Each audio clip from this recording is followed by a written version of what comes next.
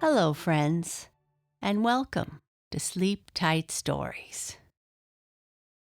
This story is the second chapter of the story of a stuffed elephant.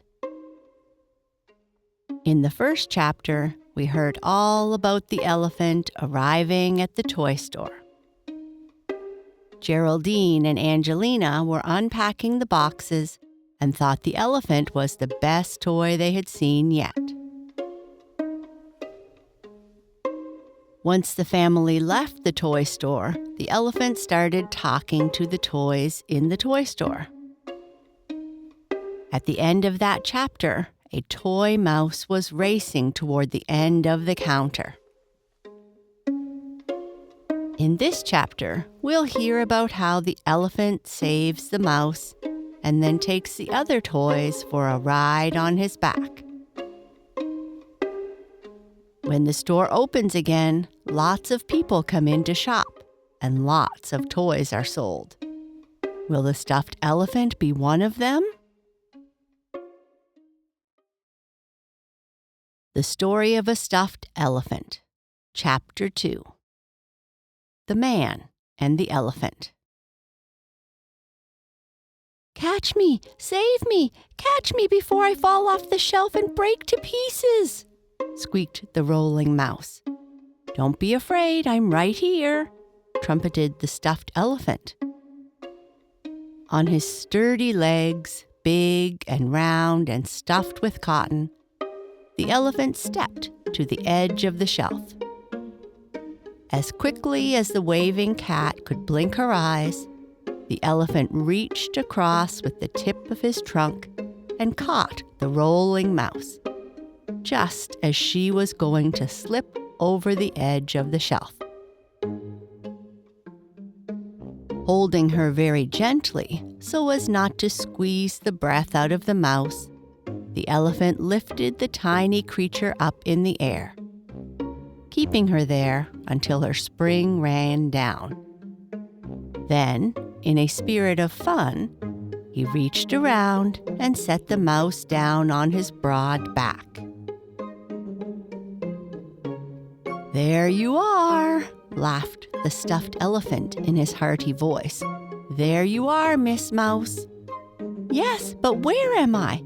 Oh, so high up as I am. Oh, where am I?" squeaked the little mouse. "You're up on my back," laughed the jolly elephant toy. "Don't be afraid. Stay there, and I'll give you a ride to where you came from. Which shelf do you belong on?"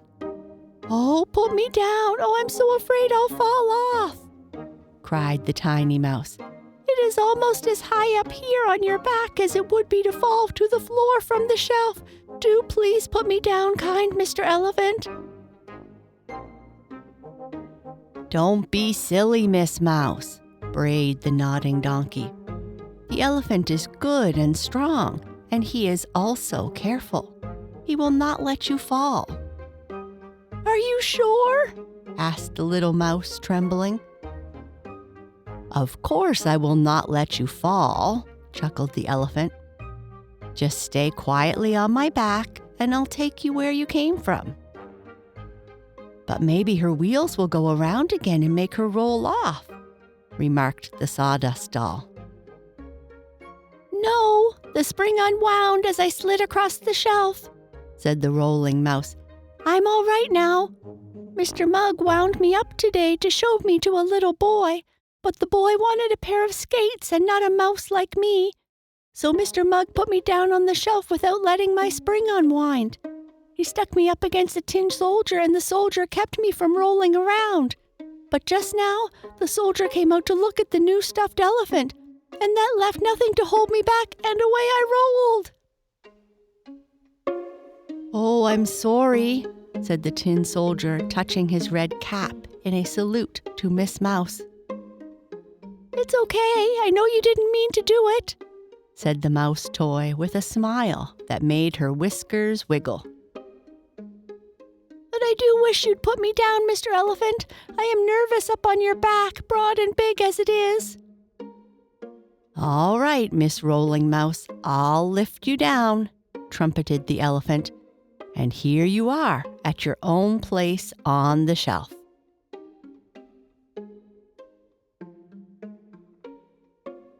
The big toy, stuffed as he was with cotton, reached back with his trunk, gently picked up the mouse in it, and set her down where she had started to roll from.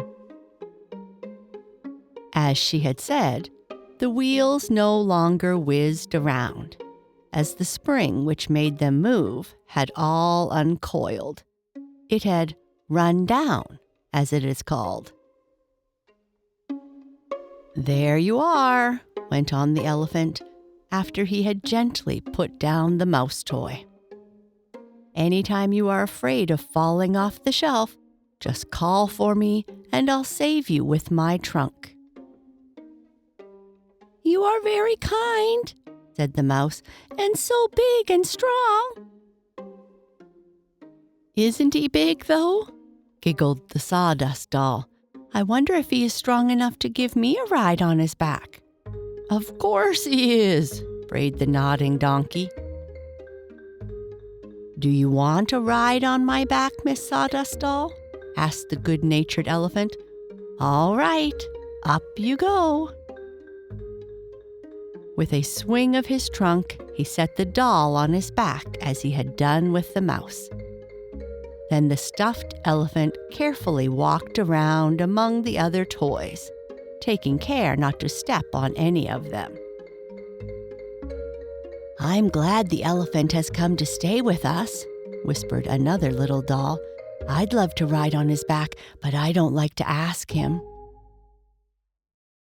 "I'll ask for you if you're too shy to do it," said the calico clown, and he did. "Why, of course I'll take you for a ride too, little doll," chuckled the elephant. "I'll give you all a ride in turns. That is, all but the very largest toys. They might make my seams come open and the cotton stuffing puff out."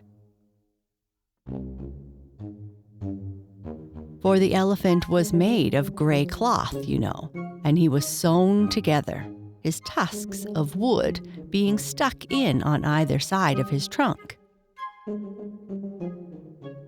"I thought elephants were afraid of mice," said the little doll when she was having her ride. "Pugh! Me? Afraid of a little mouse?" laughed the big elephant. "I guess not. What made you think that?" "It's in some of the storybooks," went on the tiny little doll. "The story says real live elephants are afraid of mice because they fear the tiny creatures will crawl up their nose holes in their trunks." "That may be all right for real live elephants," laughed the big stuffed toy, "but I am only make-believe, you know, like the rest of you toys. The rolling mouse couldn't get up my nose." "And if I could, I wouldn't, because you have been so kind to me," squeaked the little mouse toy. "Next time I ride on your back, I shall not be so afraid." "Would you like to ride now, Miss Mouse?" asked the elephant, as he set down with his trunk a fuzzy duck who had just been given a ride around the shelf. "Oh no, thank you, not now," answered the mouse. "And I think it will soon be time for us to stop our make-believe fun. It will be morning in a little while, and you know we can't talk or laugh or do anything in daylight when Mr. Mugg or his daughters or any other customers are in the store." "I hope the elephant will have time to tell us a little of what has happened in the workshop since we came away," said a rocking horse who had been in the toy store a long time. "Yes, do tell us," begged the other playthings. "I will," said the elephant. So the elephant, swaying on his 4 big legs in the same way that real elephants do, told the latest news from the workshop, where he had recently come with the box of other toys. "Is Papa Sam as jolly as ever?" asked the tin horse. "Just as jolly," replied the elephant. "More so, if anything. His whiskers are a little longer, and his cheeks are a little redder, but that is all." I heard him tell some of his workmen, as they packed me in the box, that he hoped I'd like it in this toy shop. "You're sure to like it," said the nodding donkey. "A brother of mine used to be in this store, and he was given to a boy who took very good care of him." "And a sister of yours is owned by a little girl named Dorothy," a cloth rabbit said to the sawdust doll. "She has lovely fun, your sister has." "You'll very likely go to some boy. It seems to me you are too big a toy for a little girl," said the calico clown to the stuffed elephant. "I don't think so, but what will happen then?" the elephant asked. But just then, Mr. Mugg came in to open the shop for the day, and the toys had to stop talking and pretend to be stiff and unable to move. They always had to be this way when anyone looked at them. "Well," said Mr. Mugg as he and his daughters began dusting the toys, ready for the day's business. "Time to open soon, and we shall be losing some of our toys." "You mean people will come in to buy them?" smiled Geraldine. "Yes," her father answered. "Well, I hope this lovely big stuffed elephant goes to someone who will take good care of him," remarked Angelina as she moved the big toy farther front of the shelf. "Oh my!" she exclaimed. "His back is all dusty." "Dusty?" cried Geraldine. "Did you let him fall on the floor?" "Indeed I did not. He hasn't been off this shelf or moved since he was taken out of the box last night." "Then I wonder how this dust got on his back." "I haven't the faintest idea," answered Angelina, "but I'll take it off with a brush." And this she did. Of course, you know how the dust got on the elephant's back. It came from the toys who rode him along the shelf. And, though neither of the Mugg sisters knew it, the elephant had moved from his place on the shelf. He had walked all about it. People began to come into the store to look about and see what they could find. Among those who passed by the shelf on which the stuffed elephant stood was a jolly-looking man wearing a big, heavy coat, for the day was cold and it was snowing outside. "Oh!" exclaimed the man as he saw the stuffed elephant. "This is just what my son Archie wants, an elephant. I'll get this for him, as he told me he wanted a stuffed elephant more than anything else."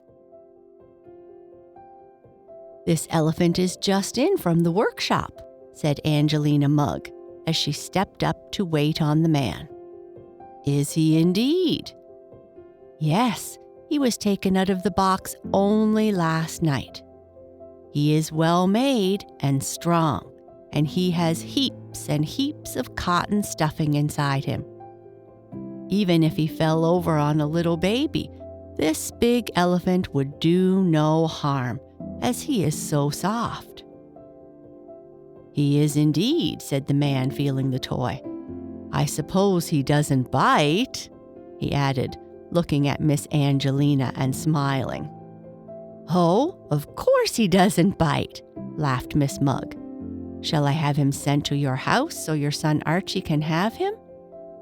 "Thank you, but I will take the elephant with me," said Mr. Dunn. "I have my car outside, and the elephant will not catch a cold." "I'm glad of that," said Miss Angelina. Very often, she used to make believe the toys were real and alive and could catch a cold and become sick. Of course, she did not know that the toys really could move about after dark when no one saw them. "Yes, I'll take the elephant with me," went on Mr. Dunn. "That boy of mine just loves animal toys." A little later, the stuffed elephant was standing in among some other packages in the back of the car. On the front seat, Mr. Dunn was guiding the car through the storm, for it was snowing hard. My, this reminds me of the workshop, thought the elephant, as he looked out of the windows of the car and saw white flakes swirling around. The ground is covered too. It had been snowing some time before Mr. Dunn went into the toy store, and now he was having a hard time to make his car plow through the drifts on the way home. They took me away in such a hurry, I had no time to say goodbye to any of my toy friends, thought the elephant, as he snuggled down in the blanket in the rear of the car. For elephants need to be kept warm, you know. That is, real ones, and this stuffed elephant made believe he was real. But of course, I shouldn't have dared say anything with people around, thought the toy. I hope I see some of them again, for it wasn't very polite to go away as I did without saying goodbye. All at once, as the car was rolling along quite fast, it came to a sudden stop, with a bump and a jerk. "Hello, we're stuck," cried the man. "I must see if I can break through this snowdrift." He backed the car and started ahead again with the motor going full speed. Bang! The car struck the snowdrift.